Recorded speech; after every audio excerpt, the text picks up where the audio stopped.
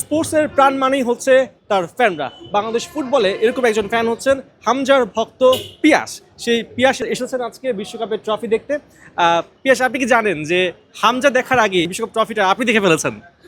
না, সেটা আমি জানি না, বাট এটা শুনে মানে ভালো লাগতেছে যে হামজা ভাইয়ের আগে আমি দেখে ফেললাম বিশ্বকাপ ট্রফিটা। মানে চলতি বছর যে 30টা দেশ যাচ্ছে, বাংলাদেশ ইংল্যান্ডের আগে আসলে বাংলাদেশে এই ট্রফিটা প্রদর্শিত হচ্ছে, আপনি সেটা দেখলেন।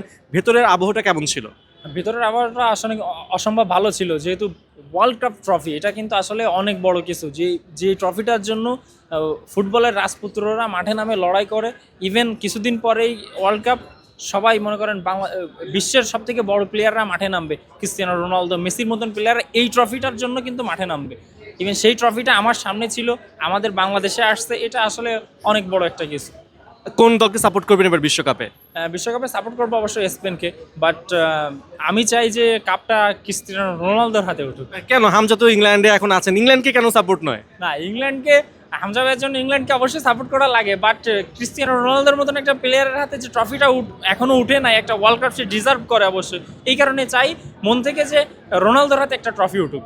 অনেক ধন্যবাদ আপনাকে। বিশ্বকাপ ট্রফি কখনো ব্রাজিলের হাতে কেউ চাইছেন, তো কেউ চাইছেন আর্জেন্টিনার হাতে। তবে ফ্যানদের প্রত্যাশা যেটা এবারে বিশ্বকাপ ট্রফিটা ঘিরে, সেই প্রত্যাশাটা পূরণ হচ্ছে, তারা দেখে অভিভূত।